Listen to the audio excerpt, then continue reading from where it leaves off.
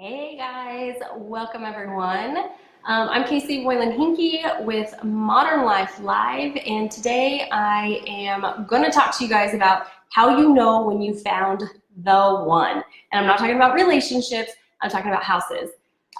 So if you do know anybody that is thinking of buying or within the next 12 months or so, make sure you tag them in this video because they can always go back and watch it and make sure that they follow along and get all the details of making sure and ensuring that they do find the one, or how to know when they do find that one.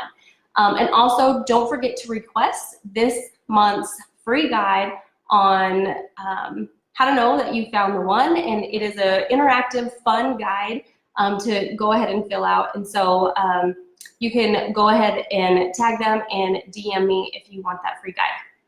So before I dive in, I want to talk to you guys about chores. I have 4 kids, like you guys know, and 3 of which are able to do chores. And it's really difficult to figure out a system in place. So I was actually just at Walmart and I found this cool little board here for chore charts. And so like these are little magnets that you can put in whenever they do, you know, certain chores, and you can write them down. So I got 3 different ones, even though you put the name. I feel like there's just way too many chores to do, just to do a couple of them. There's just not enough because I have so many kids. So what is y'all's system? What do you guys do? I would love some feedback, just because I really don't, my system isn't fail-proof yet, and I would love to get some feedback on whatever works for you guys. We're starting to pay our kids for the chores that they do, and so I would be interested to see what works for you guys.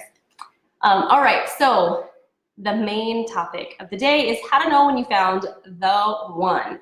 And the main thing to do is start with your why. You really need to answer why you want to buy a home.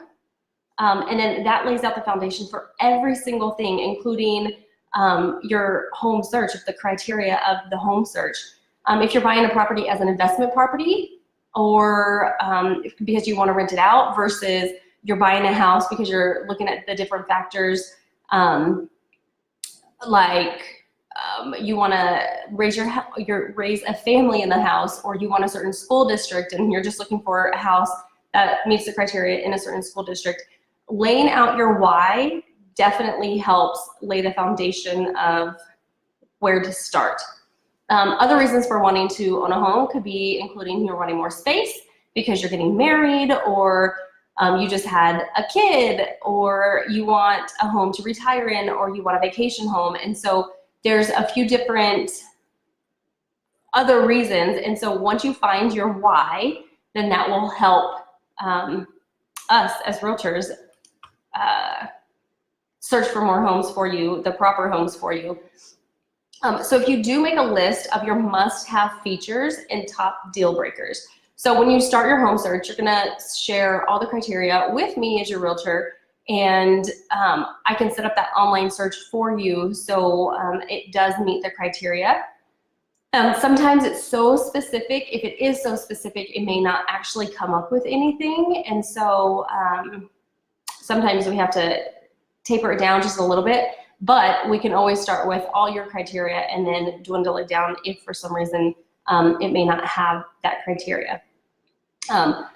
So you also want to start thinking about your absolute must-haves and deal breakers. So before you set up that search, if you absolutely have to have 1 acre of land, or you absolutely have to have 2 full bathrooms, a 1.75, like a shower doesn't work, you have to have full 2 tubs.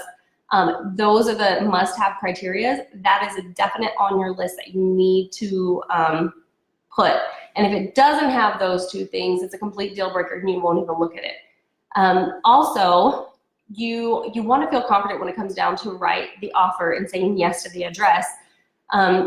So that list definitely needs to be narrowed down so you know that you're targeting and getting what you want. So think of the home features that you absolutely won't give up. So is having that 2 full bathroom, like I said, or having a private backyard, or having a single story versus 2 stories, or having a rock yard because you don't want to mow the grass, like whatever that is, that those features definitely need to be written down. Also, you want to think of the features that would be difficult or impossible to change once you actually move, and make sure you eliminate those homes that don't meet the must-haves before you start looking. So some things that you can't change is location. You can find the perfect house, but it may not be the right location, so you can't change that. You can't change school districts. Eventually they might change throughout years, but you can't change that. So if you're looking for a house in a particular school district and you buy a house out of school district, you may be disappointed later, and you may want to actually move later because it's not meeting that criteria.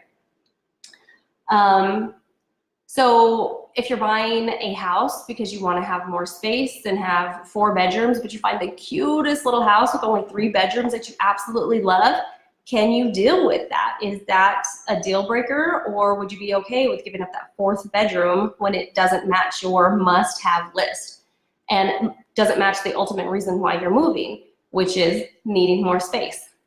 Obviously, if there's a room that you can convert to a 4th bedroom, that might be worth it. But if the whole reason you're doing it is to get more space, then that's something that you should consider whenever you find the cutest little home. So the main thing is to get out a piece of paper, write down the type of lifestyle that you're going to have in that home. Is it going to be full of entertaining? Is it going to be a bunch of family time, watching movies? And you'll really want to dive deep here, because you're not just buying a house, you are buying a lifestyle that you live whenever you move into that house. Think about what you normally do on the weekends. Do you love hosting get-togethers, or do you like your home space to just be yours so you can unwind and relax and maybe watch movies as a family in the big family room? Or you're a super gamer and you want that space to be able to do your gaming. Like, what is your lifestyle? And those are the type of things that you should consider whenever you're thinking about that house. Also think about the features that match up with your lifestyle, what your lifestyle is like, and what you want it to be more like. So another thing to think about is, what is something that you don't have where you currently live that you would love to have in your next home?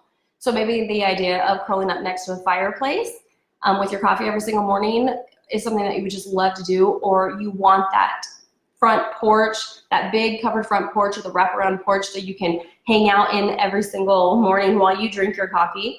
So think about what your dreams are and what you actually want later in life. Maybe you just dream of a bigger yard for your kids to be able to throw the football in, or play catch-in, or run around and play tag. Those are the type of things that is really important to think about.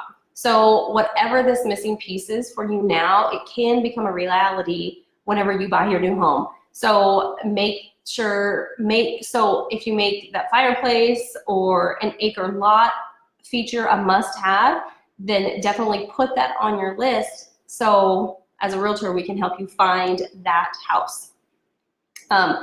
So if you do want to dive deep, more deep into this topic, and make sure you request this month's free guide of Say Yes to the Address and How You Know When You Found the One. It's super interactive, and it really helps you figure out what you want in life as a future homeowner, or a moving up or moving down homeowner. So even if you're not thinking of moving within the next 12 months, or a couple months from now, it's really, really helpful to get started now to figure out what you want, and that way you can figure out what your needs are and what your goals are for that next house. So that way you can be more prepared whenever you do start that process, and you can be more confident when you do say yes to the address. So again, thank you for tuning in to this week's Modern Life Live. I am Casey Boylan-Henke, and I hope that you found this helpful. And if you do want that free guide, make sure you message me. Have a great day, everybody. Bye.